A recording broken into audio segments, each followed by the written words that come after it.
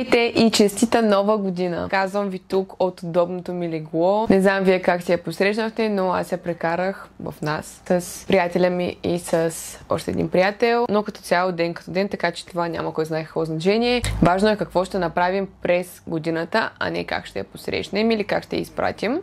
Така че днес ще правим Vision Board. Това е моят Vision Board от миналата година, който също съм качвала тук в YouTube. Правихме го заедно, така че преди да започна с моят Vision Board за 2025, ще разгледаме малко този и ще видим какво се е сбъднало и какво не. Това е Лондон. Много е странно колко места съм обиколила по света, но точно в Лондон никога не съм ходила и много исках тази година да отида за празниците. Само че не се получиха нещата, така че ще го оставим за следващата или последващата година или с проста сигурност някога ще отида в Лондон. Рим. Отидах в Рим януари месец на рождения ден на приятелката ми, изкарахме го там, бяхме само двете на Girls Trip. Това ми беше първото пътуване с самолет сама, без семейството ми, само с приятелка и беше адски забавна екскурзия, беше уникална. Така, тук имаме няколко снимки, които ми се сбъднаха, но няма как да ги разясня сега какво означава тук.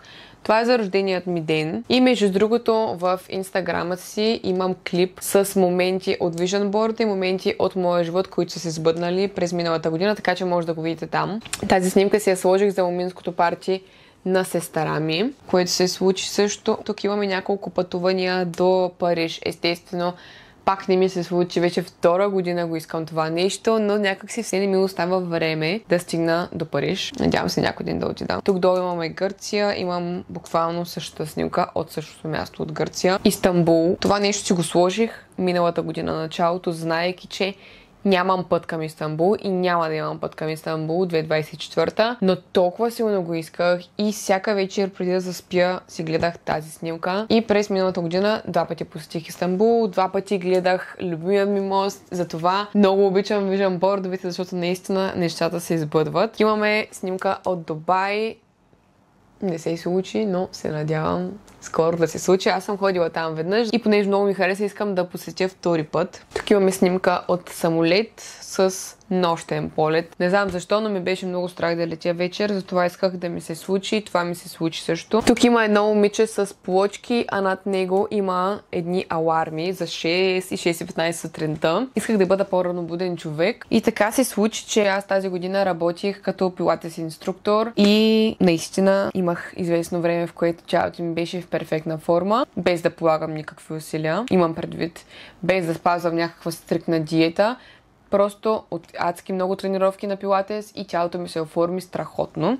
А над него тези аларми, не мога да повярвам, съвсем скоро ги загледах и си казах, това пък защо съм го сложила в Vision Board ми. И се замислих как заради работата ставах много рано всяка сутрин. Наистина това някак си несъзнателно се е случило. Аз го сложих с друга цел, но просто се сбъдна по един или друг начин. Над него има едно момиче, което снима с камерата си, която буквално е същата като моята. Много исках тази година да бъда по-активна в YouTube. Да, бях по-активна от по-предната, но не толкова колкото на мен ми се иска, просто не ми оставаше време. И искам да си го поставя като още по-голяма цел тази година, защото ми доставя много голямо удоволствие, даже може би повече от Инстаграм. Така че се надявам това да го поправя. Ето тук имаме една сума пари, която бях сложила с цел да мога да си изкарвам повече пари като цяло, но предимно и от социалните мрежи. Между другото, тази година доста добре ми се получи изкарването на пари от социалните мрежи. Единственият проблем от цялата работа беше това, че аз сякаш до сега не се бях виждала с толкова много пари и исках да ги харча по всякакви начини. Както виждате, много пътувах, купувах си много неща, много безсмислени неща. Някак си не се научих да спестявам това, което изкарвам, за да знам как да го похарча по правилния начин, кога имам нужда да си пазаря, кога нямам нужда да си пазаря. И сега ще ви разкажа малко за най-голямата ми цел, която беше миналата година, с която аз много се гордея. Аз скоро споделих в социалните мрежи, че най-голямата ми цел за тази година беше да си преборя страха от летене с самолет и доста момичета се свързаха с мен и помолиха да говоря малко повече по тази тема, тъй като те имат същия проблем. Ако знаех по-рано, че имат доста хора с такъв проблем като моя, даже може би бих била да го документирам по някакъв начин, да видите как се престрашавам сама да летя, как след всеки изминал полет ми става все по-приятно и все по-комфортно. Но за съжаление не знаех и не го направих, така че сега ще ви обясня малко всичко, което се случи тази година. Но преди това малко вода. Трябва да се науча да пия повече вода. Това трябва да си го сложа в vision board-а. Аз по принцип от малка много пътувах, защото тренирах спортни танци и имахме много състезания в чужбина, така че никога не съм изпитвала някакъв страх от летене с самолет, ни най-малко даже. Пътувала съм и на далечни дестинации, ходила съм до Тайланд, до Дубай. Това са дълги полети с доста по-големи самолети, прикачвания, спане по летища и така нататък, но винаги съм се чувствала супер комфортно и не съм имала никакъв проблем. Но когато дойде пандемията, като че ли тези 2 години, които дори не знам кога минаха, но през тези 2 години се затворих много в себе си, отключих паникатаки и положението не беше много добре. Как ги преборих? С зверски много усилия. Наистина много усилия, много провали. Много пъти съм си казала, аз мога да ги преборя тези паникатаки, но всъщност всеки път, когато падах, сякаш събирах повече сила да се изправя, още повече се нахъсвах, че аз не искам да живея по този начин, че не искам да имам някакви ограничаващи мисли в главата, не искам нищо да ме спира. И вече дойде един момент, в който си казах, стига толкова, не мога така. Бях преборила паникатаките си в една сфера, но като че ли се прехвърлиха в пътуванията. Аз говоря не само за самолет, аз на споделени пътувания дори не исках да се качвам, не знаех при кого мога да се кача, страх ме беше и си пътувах като цяло само с влакове, понеже ми беше най-така комфортно. Колкото повече го отлагате, колкото повече го бавите с годините, толкова по-трудно ще ви става да го промените това нещо. Така че започвайте да работите върху това веднага, когато го усетите. Дори може да се консултирате с някой психолог. В това няма абсолютно нищо странно, даже е много хубаво. Аз също съм си мислила да ходя, но просто не знам защо не стигнах до психолог. По-скоро аз слушах много подкастове, купувах си различни курсове, четах много книги и вече започнах да научавам как работи нашия организъм, какво всъщност представляват паникатаките, как можем да се справим с тях. Преди 2024 бях направила още няколко опита да летя с самолет. Бяха 2 полета, които не минаха изобщо добре и аз започнах да се отчаивам и да си казвам, добре, то аз опитвам, обаче нищо не се е случва, защо така? Явно наистина няма оправия, но това изобщо не е хубава нагласа, защото никога нещо не е тръгнало плавно от първия път, в който сте го направили. Винаги се изискват повече усилия. Но аз тогава много лесно се отказвах и просто си казах, явно няма да го бъде и продължиха няколко месеца отново без полет, докато в началото на януари моята най-добра приятелка ми каза да ходим в Рим на рождения ти ден. И аз в първия момент си казах, вау, много яко, разбира се, много искам. И после си казах, Ивон, ти добре ли си? Как се съгласяваш на такива неща, като ти не можеш да летиш? Още по-малкото, че за първи път някъде сама в чужбина, нали, няма как да се случи. Но все пак се съгласих и си казах, няма. Тази година това ще бъде най-голямата ми цел, аз да преборя този страх, понеже мен ме чака цял свят да опознавам, да пътувам, да обикалям и няма как да се стоя само вкъщи. Та няма да забравя, вече бяхме отишли в София и вечерта отидох на кино и гледах този филм с Сидни Суейни. Как се казва? Той беше станал много известен, сега ще го погледна. Anyone But You, мисля, че така се казваше. Да, този филм се казваше Anyone But You. И във филма се разказваше, който го е гледал, знае за какво се разказва, но главният актьор го беше страх да лети със самолет. И няма да забравя как той беше в самолета със слушалки. И през целия полет слушаше една и съща песен. Ето тази. И аз си казах, нека да го пробвам. Поне няма какво да загубя от това. Качих се в самолета. Аз като цяло никога не пътувам без слушалки, понеже на мен музиката ми действа изключително успокояващо. Но този път си казах, сега ще пробвам да слушам поне само докато излитаме тази песен. А пък аз много я харесвам и някак си просто съм си я запомнила с едно хубаво чувство. Затова, когато си я пуснах, се успокоих доста. Преди полета ми, което не е препоръчително, аз не се хваля с това, но си бях взела валидол или ментаглок и валериан, не съм напълно сигурна, но понеже, не знам, може би подсъзнателно съм си мислила, че това ме успокоява, но просто изпитах нужда да го изпия. Казвам ви, защото искам да знаете, че не съм се качила на полет и веднага да ми е минала тази драма. Няма да забравя един полет, когато в 9 сутринта толкова бях притеснена, че кой ми беше казал, просто си вземи от тези малките алкохолчета, които ги продават на летището, изпи го на екс и заспи в самолета и направих точно това. Знам, че не е хубаво да пиеш алкохол в 9 сутринта, но и това съм правила на летищата, така че наистина не ми е било лесно. Така чих се в самолета, пуснах си тази песен и я слушах, може би, през целия полет. И когато кацнахме, на мен просто ми падна една тежест от раменете, защото това може би беше първия полет, който до някаква степен изпитах наслада. Въпреки че бях сама, стоях на съвсем различно място от приятелката ми в самолета, до мен имаше непознати хора. Нещо, от което мен също ме беше страх, тъй като когато има някой познат до мен, ще го хвана за ръката или ще го прегърна, ще му успокои по някакъв начин, но като е някой непознат, не мога да му кажа ела да те прегърна. И да, когато каснахме, се почувствах много по-добре и много по-уверена в себе си. Това беше петият ми полет, откакто реално бях започнала да преборвам този страх. Навръщане от Рим също беше много спокойно, почувствах се много добре. След което отидохме в Виена, пак бях само с момичета. Навръщане като че ли бях малко по-притеснена от нормалното, но вече се чувствах доста по-уверена в себе си и си казвах, всеки следващ полет ще бъде по-добър от предишния. И ни предстоеше пътуване до Дания, който полет е доста по-дълъг от тези, които аз бях правила, които бяха по 1 час до Италия, до Виена и така нататък. Дания беше 3 часа и малко. Малко се бях притеснила за този полет, честно казано, защото, не знам, просто по-дълъг полет и си мислех, че ще мине по-зле. Не тръгнах с много добра нагласа, ако трябва да съм честна. Успях да заспя в самолета, поспах си през почти целия полет и мина добре. След това вече дойде, може би, кулминацията на момента, в който аз наистина преборих този страх. Ако сте гледали клипът ми в YouTube, аз пътувах сама за първи път през живота ми до Италия, за да видя приятеля ми, понеже той тогава работеше там. Бях супер стресирана, хора. Бях много стресирана, наистина. Сама на летище, сама в чужбина, сама в самолет. Просто се пуснах. Буквално си казах, каквото ще да става. Аз се качвам на този самолет сама. Ако нещо е писано да стане, ще стане. Буквално казах си и да му мисля, нищо не мога да променя. Буквално. Даже по-скоро бих се чувствала по-зле, ако нон-стоп стоя и мисля някакви неща. Този полет мина. Разбирате ли, веднъж това нещо се случи, мама ми казва, ще ходим до Италия след еди си колко време. И аз казах, не искам.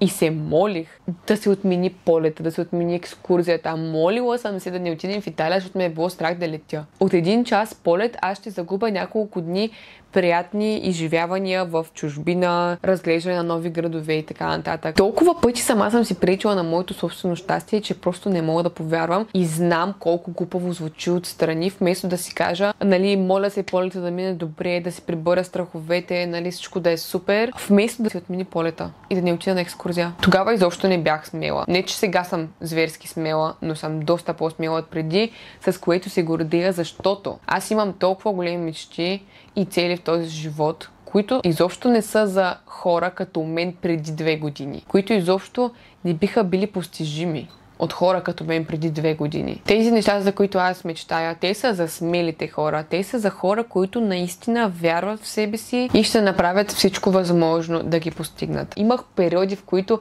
аз не се качвах на колата си. Аз се качвах в колата. Так му излизам от нашата улица, отивам на светофара и ме обзема страхотна паника. И си казах, прибирам се. И това го правих няколко дни един след друг. Аз се опитвах да изкарвам колата. Да карам малко по-надалеч, да има някакъв прогрес, но то просто не ставаше. Така че това ми беше основната мотивация аз да преборя паникатаките, колкото и да ми е било трудно. Мисля, че почти 3 години се борих с това. Но съм много горда със себе си и искам това нещо да послужи като добър пример за някои от вас, които също страдат от такива неща, понеже има много хора, които се борят тихичко, тайничко и не са казали на никой. Никой не знае всъщност какво изпитват те. Ключа към осъзнаването, ключа към преборването на тези страхове е ти да си толкова смел, да можеш да изкажеш тези неща, които ти изпитваш на глас. Дали сам със себе си в стаята. Дали ще ги напишеш в тетрадка, дали ще ги кажеш на психолог или на приятел или на майка си или на баща си. Трябва това, което го държиш тук, да излезе от теб,